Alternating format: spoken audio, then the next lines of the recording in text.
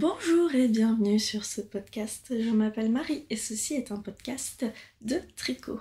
Je suis ravie de vous retrouver. Oh, j'ai un petit fil qui dépasse. Je suis ravie de vous retrouver pour ce nouvel épisode, surtout que ça fait très longtemps que je n'ai pas filmé. J'espère que vous allez bien et j'espère que cet épisode vous plaira. J'ai 3 projets terminés dont je vais vous parler ainsi que 2 en cours. Donc c'est parti, je vais commencer par vous parler de ce que je porte et ça ne fait pas partie des projets terminés que je vais vous montrer. Donc je porte, je vais me lever, le t-shirt Xiris d'Audrey Borrego. Je vous montre, c'est pas évident. Je vais vous insérer des photos, ce sera plus simple pour vous montrer ce que ça donne porter. Il s'agit d'un t-shirt que j'ai tricoté, j'ai mes notes ici, que j'ai tricoté l'an dernier. J'ai fait la taille 3, mais il a un peu feutré parce que je l'ai lavé en machine. Et du coup ça a un peu rétréci, donc j'ai pas autant d'aisance que ce qu'il faut. Je l'ai tricoté en Holzgarn Coast dans le coloris Rosewood, qui est une très jolie couleur que j'aime beaucoup. Et j'ai utilisé 107 grammes, donc un peu plus de 2 pelotes pour la taille 3, sachant qu'il me semble que j'ai rallongé le corps parce que c'était pas assez long.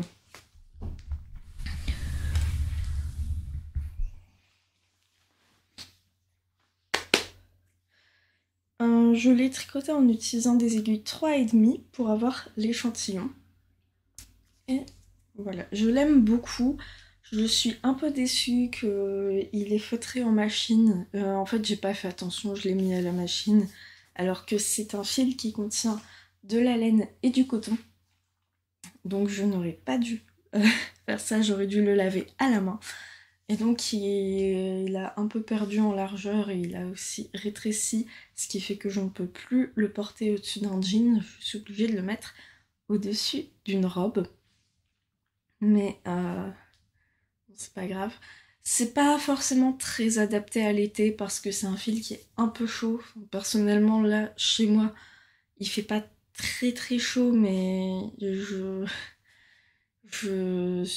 j'ai du mal à le supporter quand même. Mais dehors, ce serait impossible pour moi de le garder. Du coup, c'est pour ça que j'aurais aimé pouvoir le porter au-dessus d'un jean quand même, pour pouvoir le mettre quand il fait un peu plus frais. Mais ça se porte quand même au-dessus d'une robe à bretelles, toute simple, si jamais. Voilà. Je vais passer au projet terminé et je vais commencer par vous parler de celui que je n'ai pas avec moi, mais je vous insérerai une photo. Il s'agit des chaussettes dont je vous parlais la dernière fois, que j'ai tricoté pour une amie, que j'ai tricoté en walnut. Je ne sais plus exactement le nom du kit. Je vais juste vous insérer une photo, j'ai pas grand chose à dire sur ce projet. Si j'ai fait une taille 41, 64 mailles, en 2,25. Voilà. Donc je vais passer au projet terminé. Je vais prendre mes notes quand même.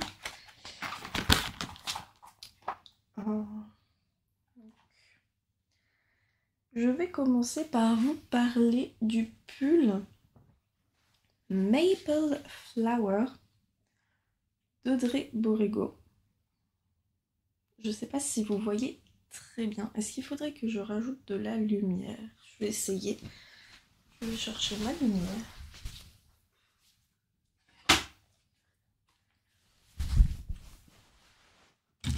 Hop.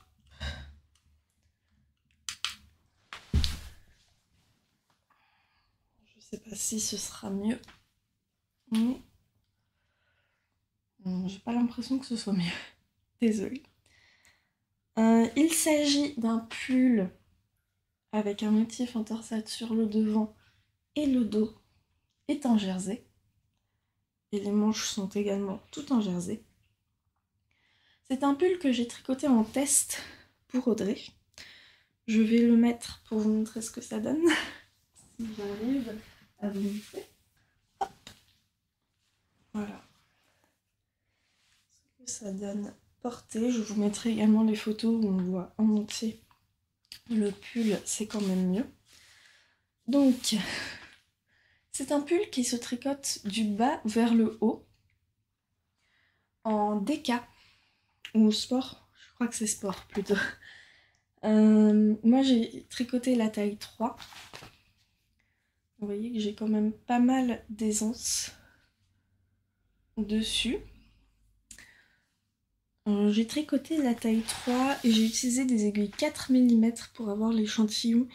Le fil c'est de la Dereron Natura Ulysse dans le coloris Darjeeling, qui est vraiment un très très beau coloris que je trouve assez difficile à bien rendre en photo, en vidéo, tout ça.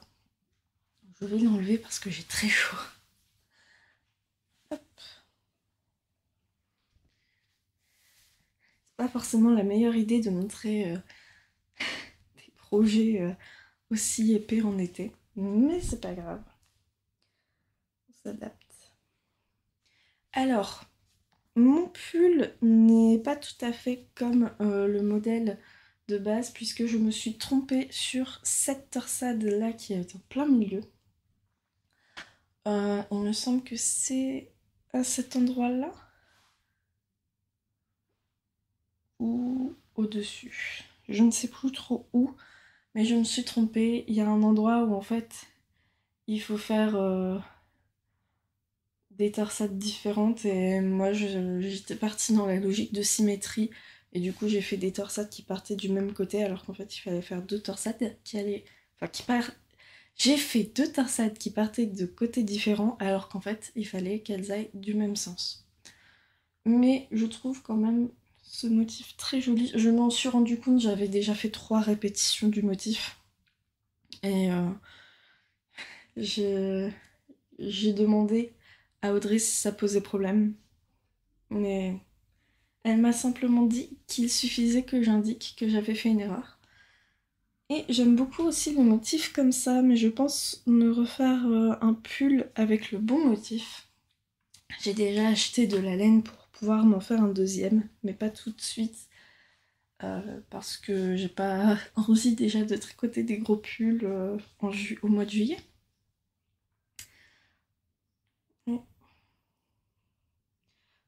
Voilà pour ce pull. Qu'est-ce que j'ai à dire? Le motif paraît très compliqué. Alors on a des petites torsades. J'ai des cheveux partout. Des petites torsades comme ceci. Un motif avec des mailles glissées. Le motif paraît assez compliqué, mais en fait il est très simple à suivre. Les motifs sur le côté, il n'y a pas besoin de suivre le diagramme. Une fois qu'on a compris la logique, tout va bien. Et par contre, le motif du milieu, j'ai dû suivre à mon PC qui est... J'ai des gros soucis avec mon PC. Ok. Tout va bien. J'enregistre le son avec un micro sur mon PC et en fait, depuis quelques temps, j'ai des soucis avec mon chargeur. C'est pas le chargeur qui pose problème, j'ai vérifié avec un autre ordinateur, tout va bien. C'est la prise sur mon PC qui pose problème. Ce qui fait qu'en fait, il charge pas correctement et là, depuis tout à l'heure, il était branché, mais en fait, il chargeait pas. Et il vient de me dire que la batterie était faible. Mais tout va bien. Qu'est-ce que je disais? Oui, le motif a l'air compliqué, mais en fait, c'est assez simple à suivre. Plus simple que d'autres motifs qui sont présents sur d'autres modèles de Dré. Celui-là, j'ai pas eu besoin spécialement de concentration pour le faire. On se repère assez facilement aussi grâce au motif de zigzag sur le côté. Donc, c'est super. Au niveau de la construction, pareil ici, au niveau des... puisque ça se tricote de bas en haut, là au niveau des épaules, c'est assez simple aussi de faire en sorte que le motif continue bien. qu'est-ce que j'ai à dire de plus? Ah oui, j'ai raccourci le col de 1 cm parce que je trouvais que ça faisait beaucoup. Et en effet, il m'arrive là. Ça me dérange pas spécialement. Mais si jamais vous aimez pas les cols qui remontent trop, faites attention à ça. Autre chose, oui, j'ai bloqué aussi le corps avant de faire les manches. Puisqu'en fait, quand j'ai tricoté le pull, les torsades étaient toutes rassemblées. Et au blocage, ça s'est bien étalé. Attention quand même, j'ai dû faire attention au blocage parce que il faut bien essorer parce que ce fil a tendance à vraiment prendre ses aises et il avait fort grandi, mais en essorant bien, ça s'est rétracté pour prendre les dimensions idéales. J'avais rallongé le corps, mais il s'est rétracté malheureusement. J'avais rajouté quelques centimètres, je sais plus exactement combien de centimètres j'ai rajouté. Je le voulais un peu plus long, il est un peu trop court à mon goût, mais c'est pas grave. Si je voulais le rallonger, je devrais défaire les manches, le haut, et tout ça, j'ai pas envie de le faire. Donc je m'en accommoderai. Et au niveau des manches, je ne me souviens plus des manches, s'il y a des diminutions ou pas. C'était la première fois que je tricotais de la Ulysse de Dererum Natura. C'est un fil très gonflant. J'ai beaucoup aimé... Non, c'était pas la première fois. Si, je sais plus. Je vous avais parlé de mon béret Steren que j'avais fait en Ulysse. Mais il me semble que je l'ai tricoté après avoir commencé ce pull. Je ne sais plus, bref. C'est un fil que j'aime beaucoup, qui est très gonflant. Et qui tient chaud, visiblement. Je l'ai porté un peu au mois de mars, il me semble, ce pull. Mais je ne me souviens plus des détails. Voilà. Mais ouais, c'est un fil léger, gonflant. Je ne me souviens plus de la quantité que j'ai utilisée pour tricoter une taille 3. Je regarde tout de suite sur Ravelry. J'ai utilisé un peu plus de 7 pelotes. J'ai utilisé 359 grammes de fil pour la taille 3, sachant que j'ai rallongé le corps. Donc j'ai écrit dans mes notes que je l'ai allongé à 40 cm. Je ne sais plus quelle est la longueur prévue initialement par le modèle. Mais voilà, j'ai utilisé un peu plus de 7 pelotes. Ce qui est vraiment pas mal. Ça va. Ça fait 1328 mètres à peu près. Donc je trouve ça plutôt correct. Ouais, j'ai rien d'autre de plus à dire sur ce pull. Mais il est vraiment super, je l'aime beaucoup.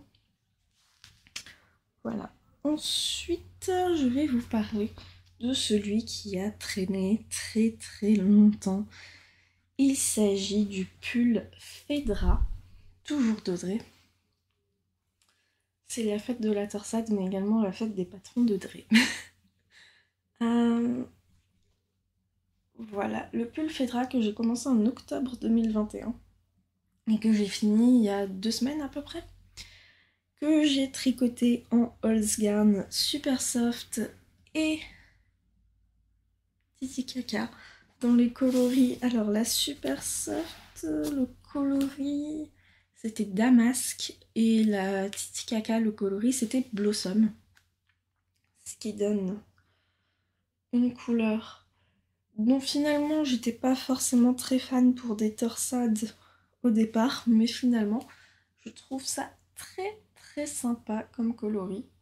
Et j'ai encore des cheveux partout. Mais les cheveux longs, le tricot, tout ça, ça fait pas forcément bon ménage.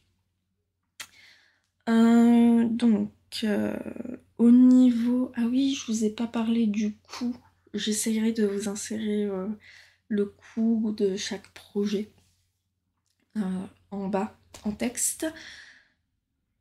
Pour celui-ci, au niveau du cou, je ne sais pas trop comment l'estimer parce que je n'ai pas pesé mes pelotes.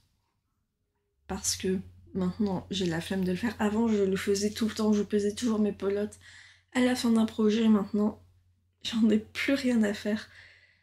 Alors qu'en fait, c'est bien de le faire parce que si je veux refaire un projet avec exactement le même fil, et ben si je sais déjà la quantité que j'ai utilisée, j'ai pas besoin de le refaire. Mais j'ai trop la flemme pour faire ça. Je le fais uniquement pour les tests.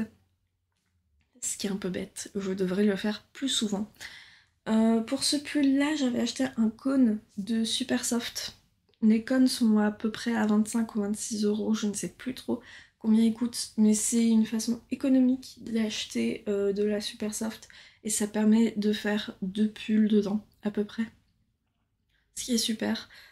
Le seul inconvénient selon moi, c'est que je trouve ça un peu... J'aime pas stocker les cônes et j'aime pas non plus tricoter directement depuis le cône, donc je les remets en pelote au besoin. D'ailleurs, ceux-là, je les avais mis en écheveau avant de les mettre en pelote. Parce que si jamais je veux laver ma laine avant de l'utiliser, ce qui peut arriver avec la Supersoft, et ben je peux le faire très facilement. Ouais. Donc, c'est un pull qui se tricote encore une fois du bas vers le haut, qui a un motif de torsade sur le devant au centre, sur un panneau, et qui a également un motif de point de semis. Alors, je ne sais pas si vous allez vraiment bien le voir, mais il y a du point de semis sur le corps et sur les manches. Et je n'avais pas vu que ma manche était un peu rentrée. Voilà. Et qui a des côtes de 2 sur le col, les manches et le bas. Le devant est plus court que le dos, donc on commence par tricoter un côté, puis l'autre avant de tout joindre en rond et de tricoter en remontant ce motif qui a des torsades, des naupes et ce petit motif de feuilles. Alors c'est pas vraiment des torsades. De mémoire, je n'ai pas dû me servir... Ah si, peut-être là. J'ai dû me servir d'une aiguille à torsade uniquement sur ces motifs-là. Le reste, il n'y a pas besoin. C'est plutôt des mailles croisées que des torsades. Si vous n'aimez pas les naupes, vous n'êtes pas obligé de les faire. Moi, ça ne me dérange pas. J'utilise la technique d'Audrey pour faire les naupes, ce qui les rend vraiment hyper simples à faire, hyper rapides. Même si, évidemment, c'est un projet qui va prendre un peu plus de temps que un pull à torsade sans naupes. Parce que ça prend un peu de temps de les faire. J'ai tricoté la taille... Je ne sais plus. Je dois l'avoir hein, dans mes... Je vais regarder tout de suite. Là, dans mes notes. J'ai tricoté la taille 3. Les aiguilles, je ne sais plus quelle taille d'aiguille j'ai utilisée. Et d'ailleurs, j'ai eu un petit problème sur la taille d'aiguille parce qu'en fait, au niveau des manches, j'avais commencé à faire les manches. J'ai fait la première manche. Non, même pas. J'ai même pas fait la première manche. J'avais commencé à faire ma manche. J'ai commencé à faire les côtes. Et j'ai arrêté de tricoter pendant plus d'un mois.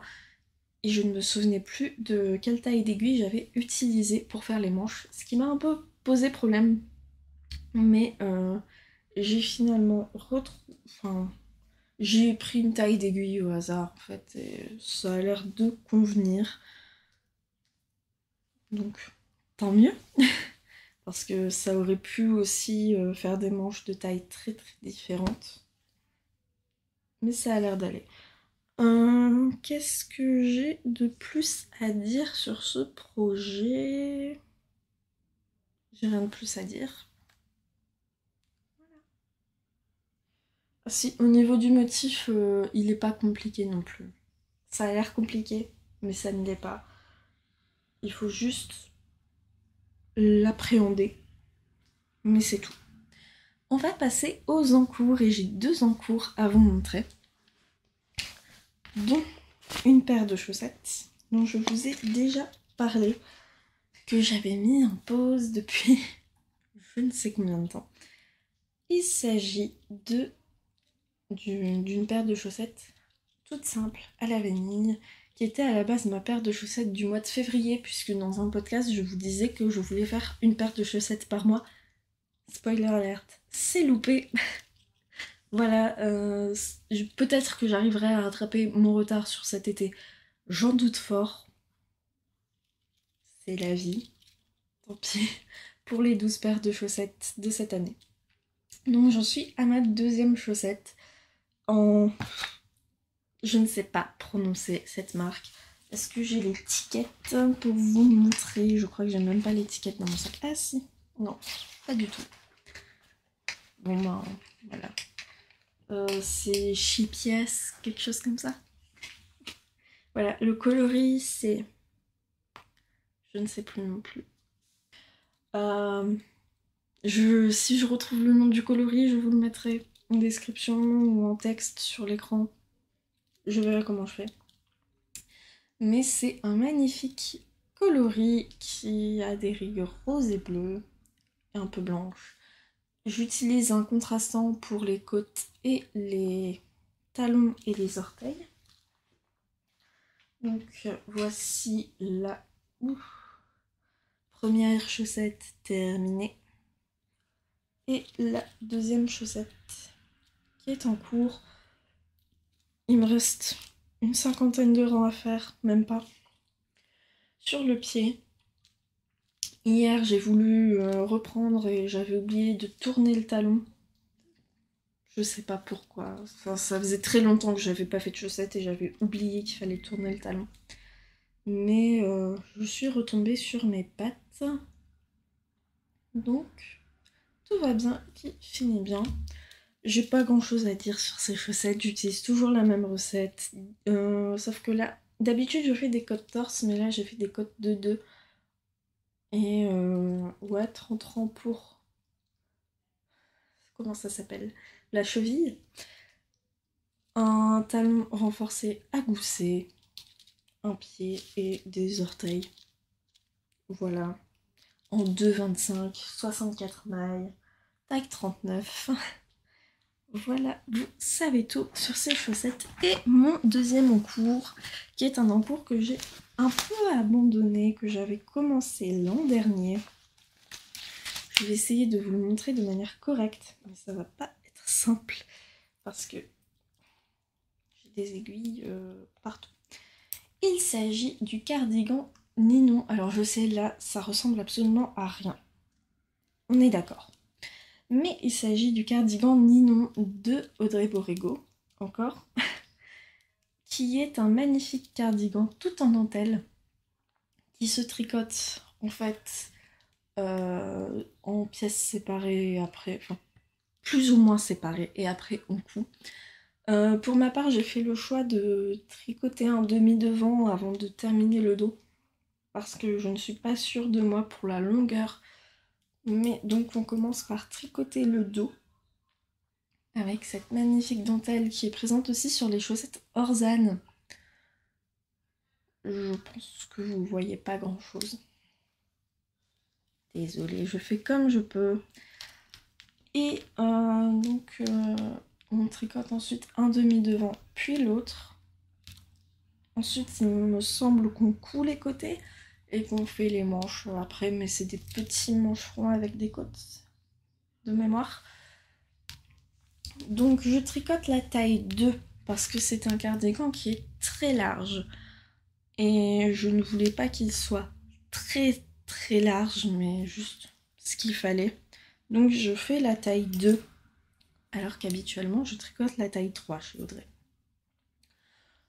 Donc il sera large, mais pas très très large. Et donc oui, j'ai fait le choix de tricoter un demi-devant avant de terminer le dos parce que j'ai du mal à mesurer la longueur correctement avec la dentelle.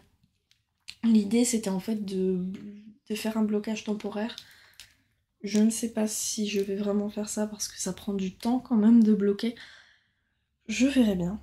Je le tricote en Dererum Natura Antigone dans le coloris Cyprès, qui est un magnifique coloris vert, vert bleu. Un magnifique coloris. Très très joli, je l'aime beaucoup. Je trouve que des Rerum Natura, ils ont vraiment des couleurs superbes. Ça brille un peu. J'ai un peu du mal quand même à le tricoter parce que c'est du lin et c'est pas élastique du tout, donc ça fait un peu mal aux mains. Il faut faire attention à ça et ne pas tricoter que ça. En tout cas, je sais qu'il faut pas que je tricote que ça, personnellement, pour ne pas me faire trop mal aux mains.